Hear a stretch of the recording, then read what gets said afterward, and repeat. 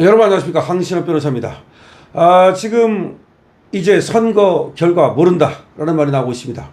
이제 선거 결과는 박빙으로 흘러가고 있다는 말이 나오기 시작했습니다.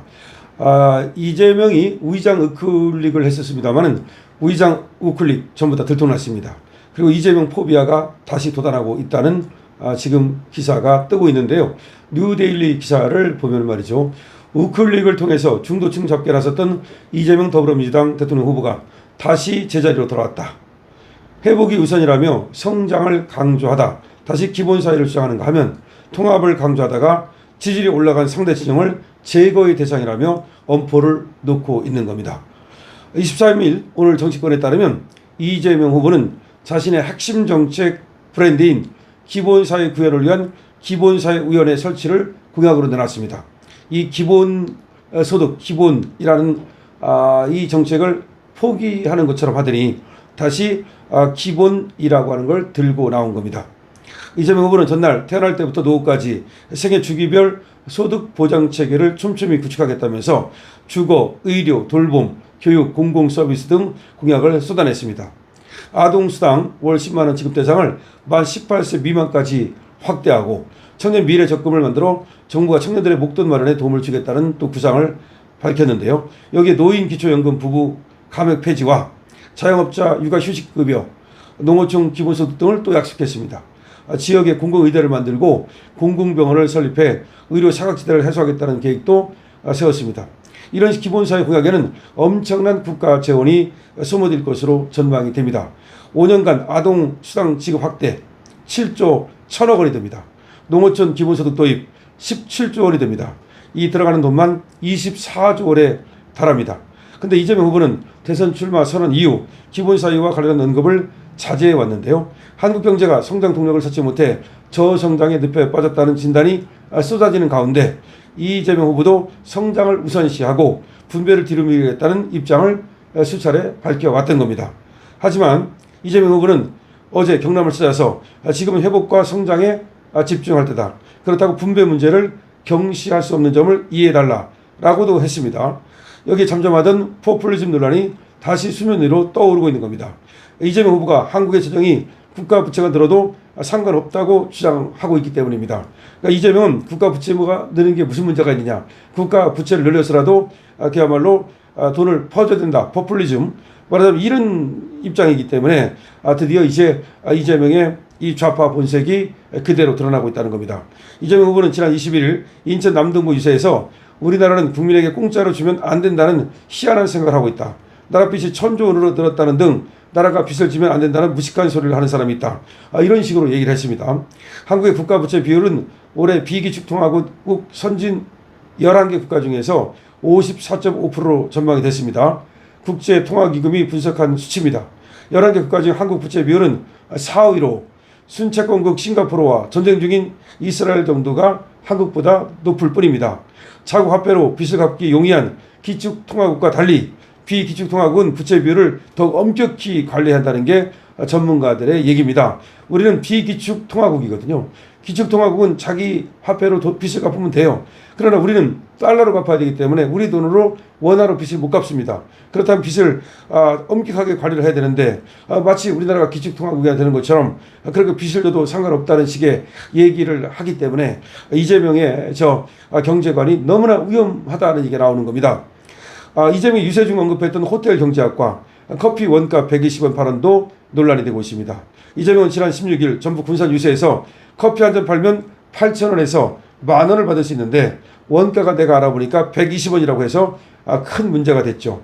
경기도지사 시절 개국 불법 영업 점포 정비 사례를 자랑하다 나온 발언이지만 자영업자들 사이에서 인건비와 임대료 등 가게 운영 비용을 제외한 원두값만 계산했다고 지금 반발하고 있는데요. 사실 원두값만 계산해도 120원보다는 훨씬 많고 이재명이 얘기하는 건 2019년 당시라고 하는 건데 그래서 그것도 그때 원두값이 그거밖에 안 했는지도 의문이라는 말도 있습니다.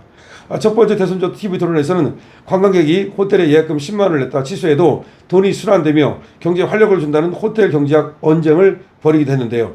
이준석 개혁신당 대통령 후보는 이재명 후보가 유세에서 한 이런 발언을 문제 삼으면서 경제에 대한 몰이해를 비판했습니다.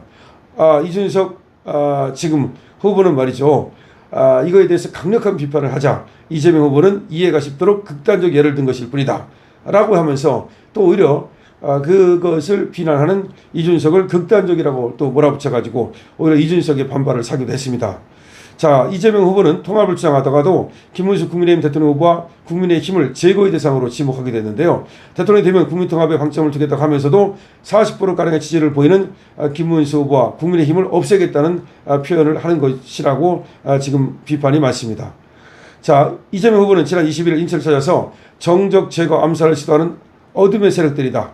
민주주의와 대한민국 국가 공동체를 파괴하는 세력은 반드시 제거돼야 한다면서 국민의힘을 비판했습니다. 사실상 이들을 지지하는 유권자들을 마찬가지로 보고 있다는 우려가 나오는 겁니다. 지난 20일 의정부에서는 압도적 승리가 아니라 압도적 응징을 해야 된다라고 또 말을 해서 논란이 됐습니다. 일산대교 통행료 무료화 공약을 이야기하면서 또 거짓말 논란에 휩싸이기도 했습니다. 이재명은 지난 20일 경기 고양시를 찾아서 일산대교 무료화 해놨더니 제가 그만두고 나니까 곧바로 원상 복구됐다면서 이 정부에서 안 된다고 바로 복구시켜버렸다. 이것은 확실하게 제가 가장 빠른 시간 안에 처리를 하도록 하겠다. 다시 무료로 만들겠다는 거죠. 경기도지사 시절 자신이 무료화해놓은 일산대교 통행료를 윤석열 정부가 다시 부과하겠다는 했다는 의미로 해석이 되는데요. 근데 이게 사실은 말이죠. 이재명 후보는 경기도지사 시절인 2021년 10월 26일 일산대교 공익처분을 마지막으로 결재했습니다. 한강 교량 중 유일한 유료도로인 일산대교를 운영하는 민간사업자 운영권을 취소해버린 것입니다. 일산대교 측은 반발했습니다. 행정소송과 가처분이 이어졌고 일산대교 무료 통행은 22일 만에 끝났습니다.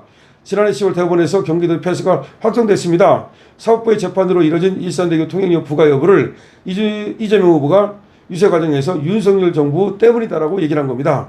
법원에서 경기도가 지는 바람에 유료화가 된 건데 그걸 윤석열이 그렇게 했다라고 얘기를 했는데 이것은 사실 자칫하면 허위 사실에 해당할 수가 있는 겁니다. 민주당에서는 이재명 후보의 우클릭으로 전통적인 좌파 진영에서 나오는 불만을 잠재우기 위한 발언이라는 분석이 나오고 있습니다.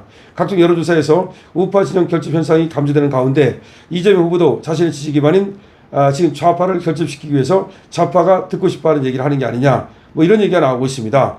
실제로 이재명 후보의 지지율은 하락세고 김문수 후보는 지금 상승세입니다. 한국갤럽이 조사한 바에 따르면 지금 이재명 후보는 지지율이 전주 대비 6포인트나 하락을 했습니다. 반면 김문수 후보는 전주 대비 7%가 올랐습니다. 그래서 결국은 이재명 후보가 위기를 느끼고 좌파 결집을 위해서 지금 포퓰리즘성 지금 정책을 내놓는 게 아니냐라는 얘기가 나오고 있습니다. 자, 그런데 이렇게 왔다 갔다 하면 말이죠. 이재명의 일관성에 대한 의심이 제기될 수밖에 없고요. 이재명의 경제 능력에 대한 또 의심이 제기될 수밖에 없는 거죠. 자, 전반적으로 말이죠. 이재명은 우클릭을 통해서 좀 재미를 보려고 했죠. 그래서 중도층이라든지 또 중도 우파를 땡기려고 했지만 지금 그러다 보니까 좌파에서 누수 현상이 생겼단 말이죠. 그리고 또 우파는 결집 현상이 생기고 그 결집으로 인해서 김문수의 지지율이 급등하기 시작했단 말이죠.